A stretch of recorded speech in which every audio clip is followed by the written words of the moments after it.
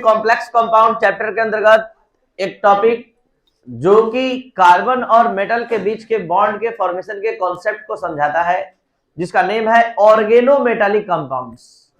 Organometallic compound, the compound in which central metallic atom और metallic atom और any transition और non transition metallic atom is directly linked with carbon atom is called organometallic compound. एक ऐसा complex compound जिसमें carbon atom directly linked होता है किसी metallic atom से। नाम से यह स्पष्ट है। हिंदी में अगर नाम आप लें, ऐसे इंग्लिश में भी मिल सकता है इसका मीनिंग ऑर्गेनो, ऑर्गेनिक। और ऑर्गेनिक किससे रिलेटेड होता है? कार्बन से। मेटालिक कंपाउंड मतलब वैसा कंपाउंड जिसमें कार्बन का डायरेक्ट लिंक्ड किसके साथ होता है? मेटल के साथ, उसको ऑर्गेनोमेटालिक कंपाउंड कहते हैं। देख सकते हैं ऑर्गेनोमेटालिक कंपाउंड क्या होता है।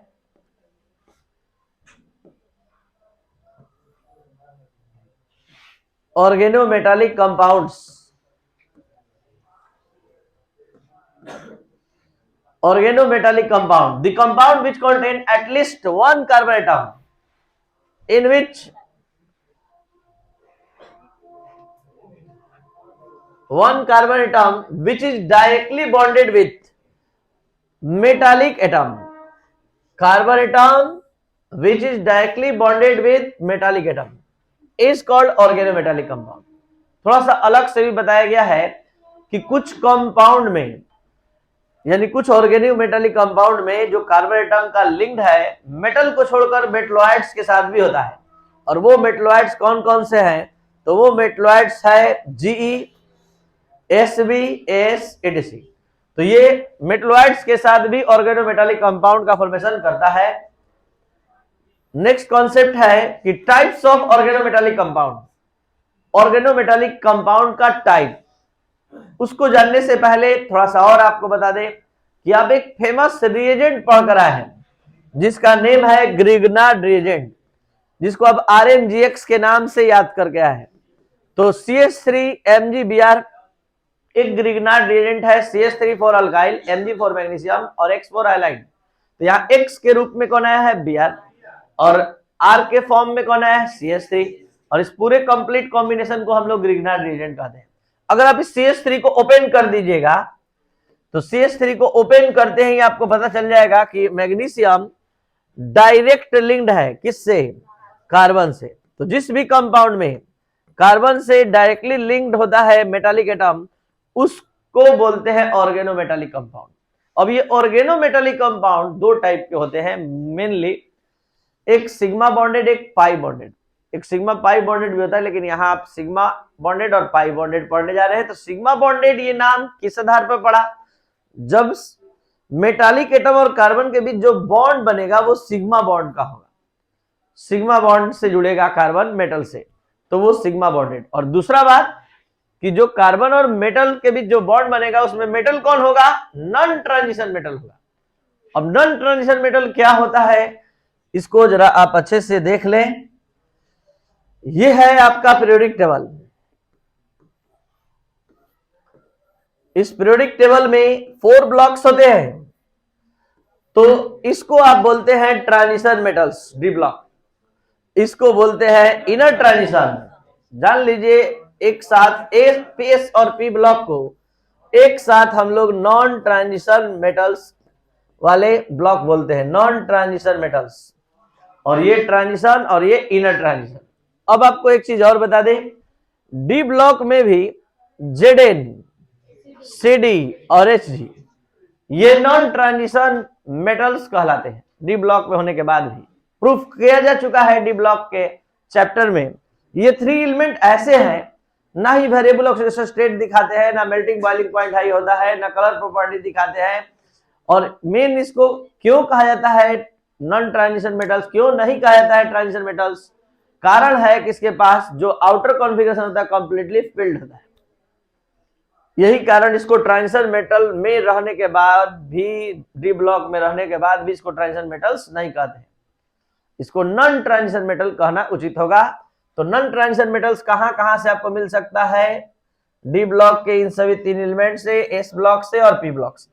तो आप देख सकते हैं कि यहां जो भी एग्जाम्पल आपने लिखा है 3 टाइप के मेटल्स आए हैं। ऐसा एग्जाम्पल हम बनाए हैं कि एक मेटल को लेकर आए हैं एस ब्लॉक से, एक मेटल को लाए हैं पी ब्लॉक से, और एक को डी से लाए हैं। कैडमियम डी का है, एसएन पी ब्लॉक का मेटल है, और मैग्नीशियम एस ब्लॉक।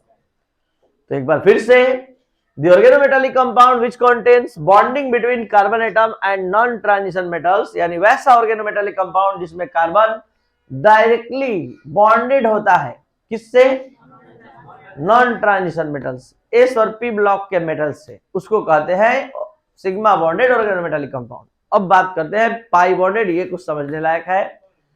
यानी the organometallic compound is in which carbon atom is bonded with transition metals।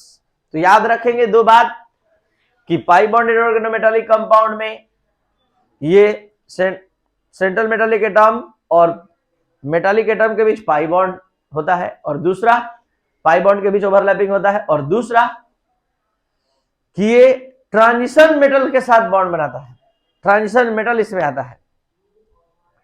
तो यहां पर आप समझ सकते हैं इस पाई बॉन्ड को, the organometallic compound which contains bonding between transition metals and carbon atom of, carbon atom किसका किसका आएगा?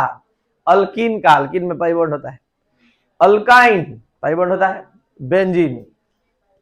अब कैसे बॉन्ड बनाता है ये सीखना है। The organometallic compound which contains bonding between transition metals and carbon atom of alkene, alkyne और benzene is called pi bonded organometallic compound।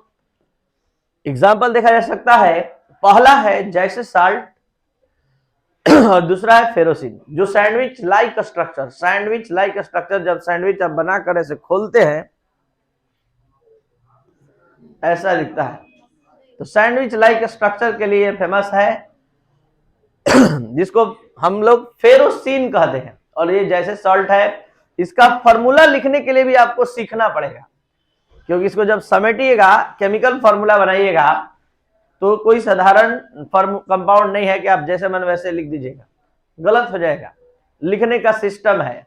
सबसे पहले आप लिख देंगे पोटेशियम, जो आयनिसन स्फीयर में है।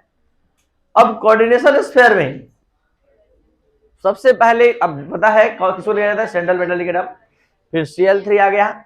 अब ये इथिलीन को लिखना है, तो इथिलीन के जितने कार्बन से पाई बॉन्ड, जितने कार्बन के बीच पाई बॉन्ड बना है, उसकी संख्या को रिप्रेजेंट करते हुए लिखना है।